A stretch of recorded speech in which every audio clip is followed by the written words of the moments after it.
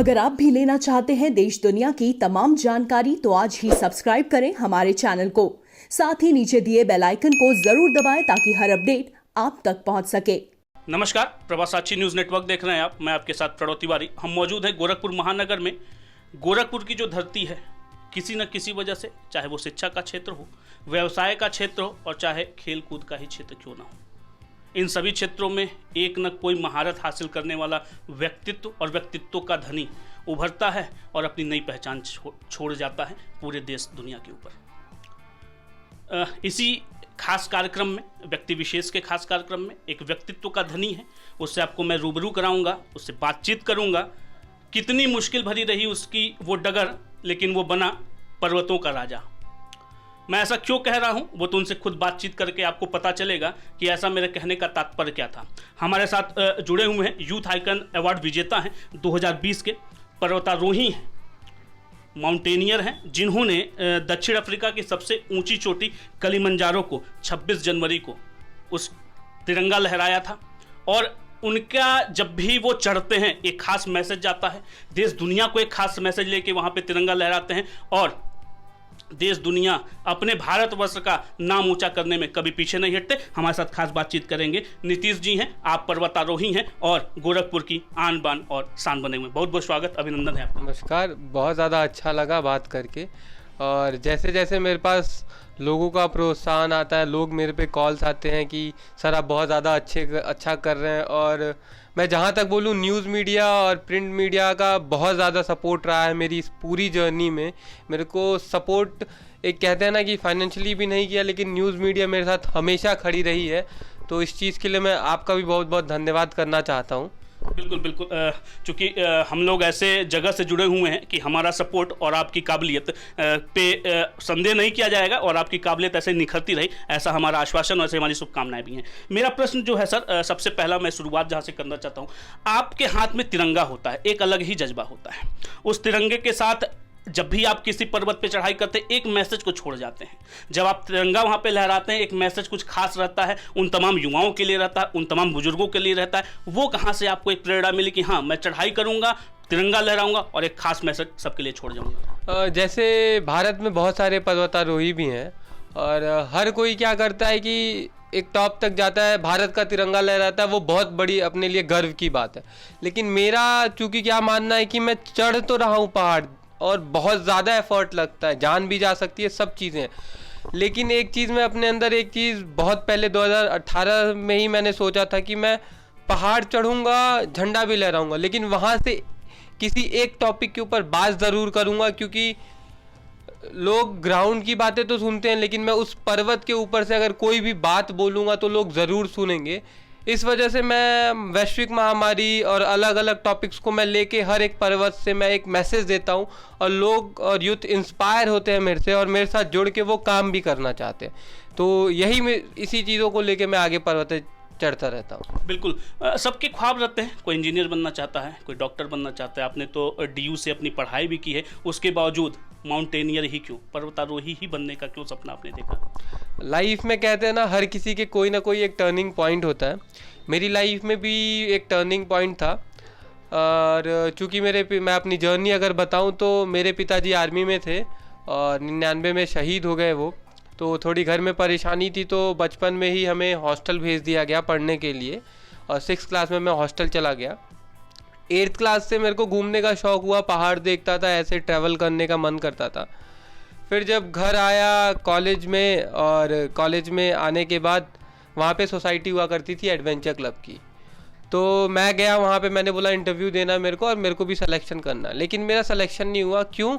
HOD साहब ने मेरे को सिंपल से वर्ड्स में सिंपल सा कहा, कौन हो तुम और पहले जाओ कुछ करके आओ। मैंने बोला सर मैं ये हूँ। उन्होंने बोला कुछ नहीं हो तुम, जाके करके आओ। एक बार भगाया, 2 बार भगाया, 3 बार भगाया और सिलेक्शन उन्होंने उन आदमियों का किया था जिन्होंने एडवेंचर, नाम तो एडवेंचर सोसाइटी है जिसमें एडवेंचर का काम होता है, लेकिन जो उसमें मेंबर थे, जो प्रेसिडेंट थे, कोई भी था, वो सिर्फ और सिर्फ ना दिल्ली के बाहर जा गए थे, ना उनको एडवेंचर का भी पता था। तो वो चीज़ें मेरे को लगी कि मैंने इतना कुछ ट्रैवल किया, मैं सारी ट्रैकिंग सब कुछ जानता हूँ, मेरे को नहीं लिया। तो मैंने बोला अब इनको मैं काउंटर रिप्लाई नहीं दूंगा, इनको मैं वक्त ऐसा लेके आऊँगा कि इनको चीज़ें पता चलेंगी। वो चीज़ें मैंने अपने आप को बिल्ड करने में लगाई। 2018 में मैं एवरेस्ट बेस कैंप गया। 2018 अगस्त में मैं लेह लद्दाख की पीक है माउंट स्टॉक कांगड़ी 20,000 फुट की, उसको फतेह किया और वापस आया। और 2019 में मैं बताऊं, जिन्होंने मेरे को निकाला था उन्होंने ही मेरे को उस सोसाइटी का प्रेसिडेंट बनाया। तो ये कहीं ना कहीं चीज़ें, फिर मैं हर एक रिजेक्शन को पॉजिटिव वे में लिया। तो मेरी लाइफ का टर्निंग पॉइंट और ये रिजेक्शन ही था जिसने मेरे को बिल्ड किया और मैं यहाँ तक आ जाऊँ। बिल्कुल। तो इसके पीछे की कोई प्रेरणा रही होगी, हाँ, जिसको देख के आपको लगा हाँ ये मेरा रोल मॉडल है और इसके पद चिन्हों पे चढ़कर मैं नया नाम कमा सकता हूँ? मेरे मेंटोर कहूँ तो मेरे कॉलेज के ही सीनियर थे राहुल गुप्ता, जो कि छत्तीसगढ़ के पहले एवरेस्टर हैं। उन्हीं से मैंने सीखी है चीज़ें और हर एक चीज़ में मैं गाइडेंस, गौरव सर हो गए, राज सर हो गए, इन्हीं लोगों से मैं सीखते सीखते यहाँ तक पहुँचा। बिल्कुल। एक प्रश्न था कि पहाड़ों पर चढ़ते समय एक शारीरिक दबाव भी होता है, मानसिक दबाव भी होता है। अगर शारीरिक की बात की जाए तो आपके ऑक्सीजन लेवल्स भी कम होते चले जाते हैं, ब्लड प्रेशर्स भी जो होते हैं उसकी अनबैलेंस्ड की एक ऐसी स्थिति सी चली जाती है। उसमें किस तरीके से आप अपने आप को ढाल लेते हैं और किस तरह से फिर ऊंचाई पर चढ़ के और तिरंगा फैला देते हैं? जैसे कहूँ तो एक पर्वतारोही होने के लिए आपको 3 चीज़ें की ज़्यादा ज़रूरत है, फिजिकल, फाइनेंशियल और मेंटल। तीनों चीज़ों की बैलेंस होना ज़्यादा ज़रूरी है। क्योंकि अगर मैं फिजिकल बात करूँ तो आपको एंडोरेंस चाहिए, क्योंकि आपको आपका 25 किलो 30 किलो का बैग उठा के आपको एक पहाड़ के ऊंचाई तक पहुँचने के लिए आपको 15 से 20 पहाड़ चढ़ने पड़ते हैं। फाइनेंशियली बात करूँ तो आपको एक पर्वत पे जाने के लिए कम से कम, छोटा भी पर्वत है तो 2 लाख 3 लाख 4 लाख का बजट चाहिए। क्योंकि एक जूता ही आता है वो 20,000 30,000 का जूता आता है, लाख लाख रुपए के जैकेट्स आते हैं। तो वो मिडिल क्लास फैमिली के लिए ओन करना बहुत ज़्यादा मुश्किल है। और मेंटल की बात करूँ तो ये है कि अगर आपके सामने टफ सिचुएशन आ जाता है, खाई आ जाती है, तो आपको डरना नहीं है, उसको कैसे फेस करना है, सारी चीज़ें वो देखनी होती है। ऑक्सीजन का होता है कि जब भी आप एक ऑल्टीट्यूड के ऊपर जाते हैं, जैसे 7,000 मीटर के ऊपर जाते हैं, तो ऑक्सीजन का प्रेशर कम हो जाता है। तो वहाँ पे आपको ऑक्सीजन की रिक्वायरमेंट होती है, जो ऑक्सीजन सिलेंडर हम लेके चलते हैं। वहाँ पे भी एक खेल होता है कि हमारे पास सिर्फ और सिर्फ 2 ऑक्सीजन सिलेंडर है, तो हमको टाइम पीरियड कैलकुलेट करना पड़ता है। क्योंकि वहाँ पे एक्स्ट्रा नहीं मिल सकता, क्योंकि ना दुकानें ना कुछ है वहाँ पे, सिर्फ और सिर्फ एक छोटी सी मिस्टेक भी जान ले लेगी। तो हर एक चीज़ को आपको कैलकुलेटेड वे में लेना पड़ता है, कैलकुलेटेड रिस्क लेना पड़ता है। अगर ऑक्सीजन सिलेंडर कम हो रहा है तो हर एक चीज़ को आपको कैलकुलेट करके चलना पड़ता है। बिल्कुल। जैसा कि मेरा अपने प्रश्न भी था और दूसरा प्रश्न उसी से संबंधित है कि जो भी इक्विपमेंट्स होते हैं, जैसे आपने बताया कि बड़ी कॉस्टली होती है और सारी चीज़ें, चूँकि ये बड़ा एडवेंचरियस गेम है और तो इसमें जो भी इक्विपमेंट्स लगेंगे वो कॉस्टली होना लाजमी है। कितना सहयोग सरकार की तरफ से मिलता है? और चूँकि गोरखपुर के रहने वाले हैं आप और अभी तक की जितनी चढ़ाइयाँ आपने की हैं, गोरखपुर से कितना सहयोग मिला है? गोरखपुर की सरकार से या उत्तर प्रदेश सरकार से, अपितु कहें तो भारत सरकार से अभी तक का कितना सहयोग आपको मिल पाया है? मुझे अभी तक गोरखपुर सरकार या फिर उत्तर प्रदेश से सरकारी एक भी ना अनुदान ना सपोर्ट कुछ नहीं मिला है। और मेरे को बाहर के लोगों से ज़्यादा सपोर्ट मिला, चूँकि मैंने हर जगह पे हर एक दरवाज़ा खटखटाया है, चाहे सीएम साहब हों, डीएम साहब हों या एसडीएम साहब, हर एक आदमी के पास मैं गया हूँ। लेकिन मेरे को बस और बस कि ठीक है हो जाएगा, देखेंगे, इसके अलावा एक सपोर्ट नहीं मिला। और मेरे को अभी सबसे ज़्यादा सपोर्ट मेरे को किरण नंदगिरी दीदी, जो कि महामंडलेश्वर है किन्नर अखाड़ा की, उन्होंने सपोर्ट किया था माउंट किलिमंजारो के लिए, जो कि अफ्रीका रीजन का सबसे ऊंचा पर्वत है। और मैं ऐसा शख्स हूँ जिन्होंने इंटरनेशनल लेवल पे जाके ट्रांसजेंडर कम्युनिटी के लिए वहाँ से रेस किया था और मैं उनका आभारी हूँ। और मेरे लिए सपोर्ट सिर्फ पैसे से नहीं है, मेरे साथ जो बंदा बगल में भी खड़ा है या मेरे साथ कहता भैया आप आगे बढ़िए, हम एक पोस्ट को शेयर भी कर रहे हैं, तो वो मेरे लिए बहुत बड़ा सहयोग है। बिल्कुल। हमारी भी अपेक्षा है और सरकार से हमारा एक अनुरोध भी है कि ऐसी जो प्रतिभा है, जो छुपी हुई प्रतिभा है, उसको आगे आने का अवसर दें और जितना संभव सहयोग हो आप बिल्कुल करें। सर, इसी क्रम में एक प्रश्न था कि हमने देखा है कि तमाम ऐसे खिलाड़ी होते हैं जो राष्ट्रीय खेल खेलते हैं, अंतर्राष्ट्रीय खेल खेलते हैं, लेकिन कहीं ना कहीं एक ऊंचाई जब उनको प्राप्त हो जाती है तो वो डोपिंग या इस तरह के केसेस में भी लिप्त हो जाते हैं। उनके लिए आपका क्या एक कड़ा संदेश है? क्योंकि आपकी जो भी चीज़ें हैं, जैसा कि आपने कहा भी, फिजिकल स्ट्रेंथ है, मेंटल स्ट्रेंथ है और कहीं ना कहीं इकोनॉमिकली भी आपको स्ट्रांग होना है। इन सबके बावजूद क्यों ऐसा वो इन कृत्यों में लिप्त हो जाते हैं और अपना कैरियर चौपट कर लेते हैं? उनके लिए क्या कड़ा संदेश है? जैसे होता क्या है ना कि एक आदमी जब ऊपर उड़ने लगता है ना, तो वो नीचे का पूरा भूल जाता है कि इंसान शुरुआत कहाँ से की थी। तो वही चीज़ें हैं, जब शुरुआत तुमने नीचे से की थी, इतनी मेहनत करने के बाद तुम उस ऊंचाइयों तक पहुँचे हो, अपने आप को बिल्ड करने में बहुत टाइम लगता है, लेकिन गिरने में और गिराने में सिर्फ चंद मिनट ही लगते हैं। तो ये चीज़ें कभी होनी नहीं चाहिए कि डोपिंग और सारी चीज़ें, क्योंकि आपने अपना 20 साल दिया है उस करियर को बनाने में और आप 6 महीने के अंदर गिर जाओगे अगर एक खबर वायरल हुई या कुछ भी हुआ। तो मेरा यही है कि आप फ्यूचर में जाके उनके लिए नेगेटिव ना बने यूथ के लिए कि अरे इसने किया था, 20 साल मेहनत करी फिर उसके बाद वो चीज़ें की। आप अपनी लाइजनिंग खुद कर सकते हैं, आप अपने आप को खुद बिल्ड कर सकते हैं। और एक इंसान, मेरा मानना है कि जब इंसान खुद को बना सकता है तो खुद को बिगाड़ भी सकता है। तो वही चीज़ें हैं, अगर आप रॉन्ग पाथ पे कुछ अर्न करने के बाद रॉन्ग पाथ पे जाओगे तो वो चीज़ें तो बेशक गलत है। बिल्कुल, इसी संबंधित एक प्रश्न और था। बहुत ऐसे खिलाड़ियों को हमने देखा भी है जो राष्ट्रीय स्तर पर, अंतर्राष्ट्रीय स्तर पर प्रतिनिधित्व करते हैं, भारत का नाम रोशन करते हैं, लेकिन सर उनको कहीं ना कहीं असुविधाओं की जो मार है वो झेलनी पड़ती है। हमने देखा है कि बहुत ऐसे हमारे प्लेयर्स रहे हैं जो आज ठेले लगा के काम चला रहे हैं, उनका गुजारा वहाँ से हो रहा है, कुछ मजदूरी करके कर रहे हैं। तो क्यों ऐसा हो रहा है, आखिर इसके पीछे का कारण क्या है? पीछे का कारण अगर मैं बोलूँ तो मुझे 6 साल हो गए इस फील्ड में रहते रहते, और पर्वतारोहण में 6 सालों से कर रहा हूँ और मुझे भी सपोर्ट नहीं मिला है। लेकिन एक आत्मविश्वास है खुद पे कि मैं कर ज़रूर लूँगा उस चीज़ को। और रही बात, आप ठेले वाली बात की है, मैं एक रोज़ एक न्यूज़ पढ़ा था 2 साल पहले, उसमें लिखा था नेशनल प्लेयर पंक्चर की दुकान पे बैठा है। तो मैंने एक चीज़ अपने माइंड में कही कि नीतीश, कुछ भी हो जाए लाइफ में ये चीज़ होने नहीं दूंगा। मैं एक स्पोर्ट्स प्लेयर हूँ, मेरे को पता मेरी कैपेबिलिटी कितना है, मेरा कैलिबर कितना है, मेरे को कितना आगे बढ़ना है, मेरे को रुकना नहीं है। सपोर्ट नहीं करेगी सरकार, नहीं करेगी, आज नहीं करेगी, कल मैं करवाऊँगा उनसे। मेरे लिए नहीं करेगी, लेकिन मैं कल उतना बन जाऊँगा कि उनको ज़बरदस्ती आना पड़ेगा। जैसे कि होता है क्या ना, हर एक आदमी समझ लो कोयले की तरह है, उसमें से ही हीरा चमकता है। जितना आप मार सहोगे, जितना आप अपने आप को बिल्ड और आगे करोगे, उतने ज़्यादा आप आगे चमकोगे ज़रूर। और सरकार क्या, हर एक आदमी आएगा आपको पूछने के लिए, बस सही वक्त का इंतज़ार करिए। बिल्कुल सही वक्त का इंतजार रहेगा और जो भी प्रतिभाएं हैं आपके सामने निखर कर सामने आएंगी। इसी क्रम में एक प्रश्न की, पर्वतारोहण से समाज को क्या संदेश देना चाहते हैं? आप पर्वतारोही हैं, लगातार पर्वतों पे चढ़ रहे हैं, पर्वतों के राजा कहला रहे हैं, क्या विशेष संदेश देना चाहते हैं? अब जैसे मैं विशेष संदेश तो यही है कि अभी क्लाइमेट चेंज बहुत ज़्यादा हो रहा है, और चूंकि हम पहाड़ पे रहते हैं तो हम वहाँ देखते हैं ग्लेशियर्स पिघल रहे हैं, सारी चीज़ें। हमें यहाँ पे रह के नहीं पता चलता है कि कितनी प्रॉब्लम्स है, कितनी सारी चीज़ें हैं, लेकिन वहाँ पे ग्लेशियर्स पिघल रहे हैं और क्लाइमेट चेंज हो रहा है।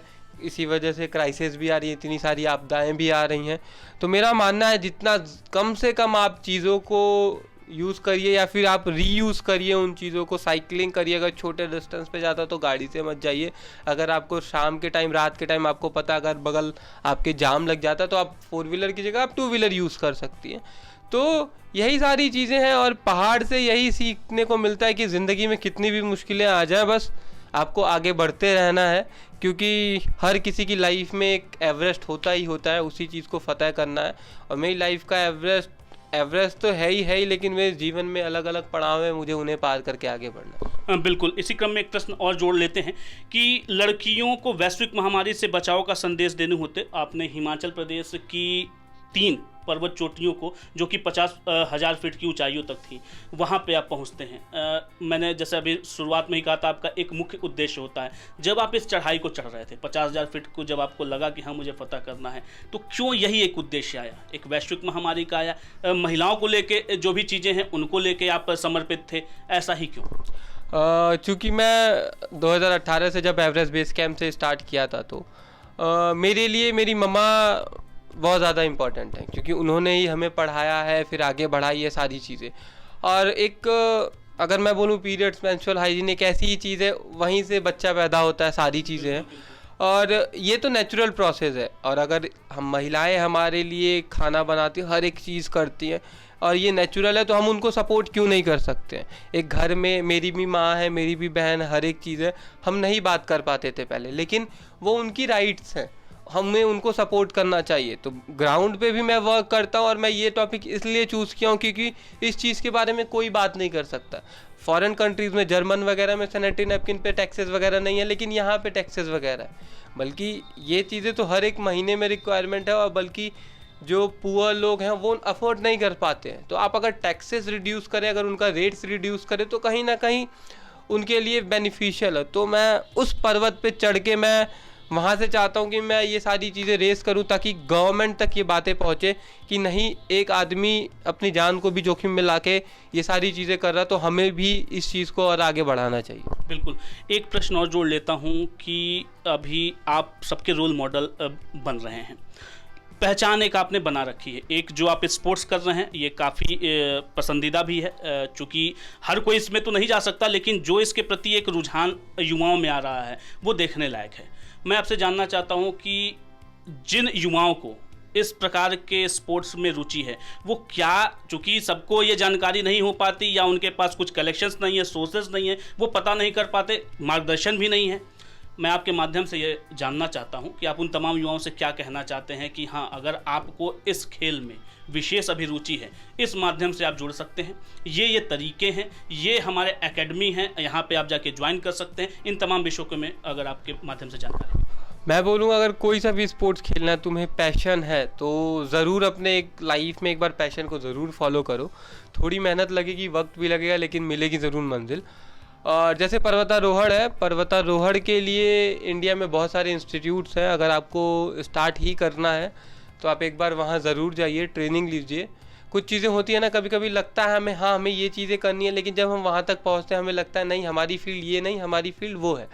तो आप एक बार परस्यू ज़रूर करिए। इंडिया में लाइक HMI हिमाचल में हो गया आपका, ये AV निमास और जिम हो गया, निमास हो गया अरुणाचल प्रदेश में। तो इंडिया में बहुत सारे इंस्टीट्यूट्स हैं, आप वहाँ जाके ट्रेनिंग ले सकते हैं। और अगर कुछ भी क्वेरीज हो तो आप मेरे से कनेक्ट हो सकते हैं, मैं आपको गाइड करने के लिए हमेशा 24/7 रेडी हूँ। बिल्कुल। हमारे कार्यक्रम का अंतिम प्रश्न था मेरा, आगामी 15 अगस्त स्वतंत्रता दिवस का दिन है और आप एक नई चढ़ाई चढ़ने जा रहे हैं, उसके विषय में हमारे तमाम दर्शकों को जानकारी दे दीजिए और क्या मुख्य उद्देश्य रहेगा। जैसा कि अभी आपने कहा कि हमारी हमेशा जो भी पर्वतारोही की एक चढ़ाई होती है एक उद्देश्य भरा रहता है और आपका भी रहा है, तो 15 अगस्त का जो चढ़ाई है वह कहाँ पे होने जा रहा है और क्या मुख्य उद्देश्य लेके आप पर्वतारोहण करने जा रहे हैं? मैं इस 15 अगस्त को माउंट एल्ब्रस, जो कि यूरोप की सबसे ऊंची चोटी है, उसको फतेह करने जा रहा हूँ। और इस बार क्या खास है मैंने अभी तक किसी को नहीं बताया था, बट अभी बता रहा हूँ कि ये पर्वत मैं उन डॉक्टर्स और हेल्थ वर्कर्स के लिए क्लाइंब करने जा रहा हूँ जिन्होंने कोविड में हम अपनी जान को ना देखते हुए हमारे लिए हमेशा खड़े रहे हैं। वो अपनी फैमिली को छोड़ के हमारी फैमिलीज़ की केयर करने के लिए रहे हैं। हर एक कर्मचारी जो हमारे लिए उस पेंडेमिक में, हमारे लिए उस लॉकडाउन में भी खड़ा रहा है सपोर्ट के लिए, हर एक चीज़ के लिए, तो मैं उनको ट्रिब्यूट देने के लिए इस बार क्लाइंब करूँगा ये पर्वत, और इसी चीज़ के लिए मुझे आगे बढ़ना है। बिल्कुल, हमारा भी एक शुभकामना है, आप उसको फतह करिए और अपने भारत का नाम रोशन करिए, तिरंगा लहराइए और जिस उद्देश्य से आप चढ़ रहे हैं उस उद्देश्य में आप जरूर आपको आप उसमें भरपूर तरीके से, हमारा भी सहयोग रहेगा क्योंकि हम दुआएं ही कर सकते हैं और चाहते हैं कि आप उसको भरपूर तरीके से आप वहाँ पे झंडारोहण करके और भारत का नाम रोशन करें। हमसे तमाम विषयों पर बात करने के लिए बहुत बहुत धन्यवाद। बहुत बहुत शुक्रिया सर, और बहुत अच्छा लगा बात करके, धन्यवाद। हमारे साथ थे नीतीश कुमार, आप पर्वतारोही हैं और पूर्वांचल ही नहीं पूरे देश में एक नया नाम आपने अपना जमा रखा है। पर्वतारोहण आसान बात नहीं है, लेकिन अगर जज्बा हो तो किसी भी मंजिल को आसानी से फतह किया जा सकता है। जैसा कि कहना था नीतीश कुमार जी को, कहीं ना कहीं आहत है क्योंकि जो सरकारी व्यवस्थाएं हैं, सरकारी सुविधाएं हैं, वह न मिल पाने की वजह से कहीं ना कहीं इनके दिल में एक कसक सी है कि हाँ, उनकी अगर सुविधाएं मिलती हैं तो और बेहतर वो आने वाले समय में कर सकते हैं। हमारी गुजारिश है, प्रवास साक्षी न्यूज़ नेटवर्क टीम की गुजारिश है कि ऐसे प्रतिभाओं को यदि मौका मिले और संभव हो तो सरकार, प्रशासन और जो भी लोग हैं, आला कमान में बैठे हुए जो भी लोग हैं, इनकी उस आवाज़ को सुने और इनको आने वाले जो भी इनका भविष्य है उसमें उच्चतम बेहतर ये कर पाएं, इसके लिए भरपूर सहयोग करें। हम आपको ऐसे ही तमाम व्यक्तित्वों के धनियों से मिलाते रहेंगे। प्रवास साक्षी न्यूज़ नेटवर्क की एक टीम हमारी गठित है, उसने एक कोशिश भी की है कि आपको व्यक्तित्वों के धनियों से रूबरू कराएं और उनके जीवन के जो आयाम हैं वो आप तक पहुँचाने का काम करें। गोरखपुर से प्रणव तिवारी, प्रवास साक्षी न्यूज़ नेटवर्क।